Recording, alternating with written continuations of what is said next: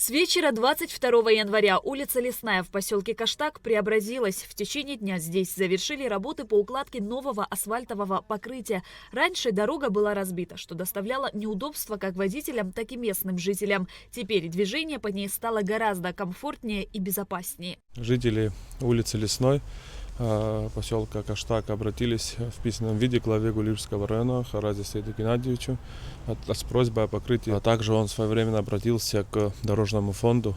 Дорожный фонд профинансировал эту работу. Работы мы начали вчера. К вечеру работы были завершены полностью.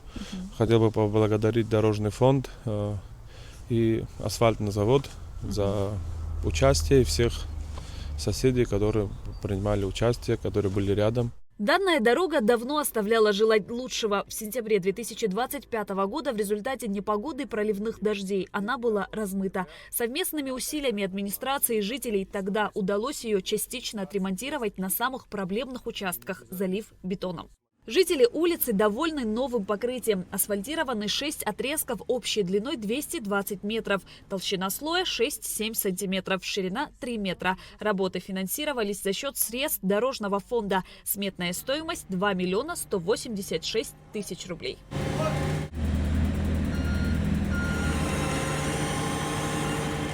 Есть покрытие хорошего асфальта, мы его не тронули, потому что нет необходимости.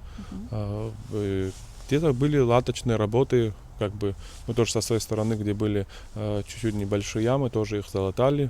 Дорога, в принципе, пригодна уже для езды, спокойно. Проложили, в общем, 660 квадратов было выпущено по документации, но сделали чуть больше 700 с чем-то квадратов. Генеральный директор ЖКХ Гулрыбшского района Тимур Начхеби отметил, что работа в этом направлении будет продолжена. Планируется регулярный мониторинг состояния дорог для оперативного принятия необходимых решений.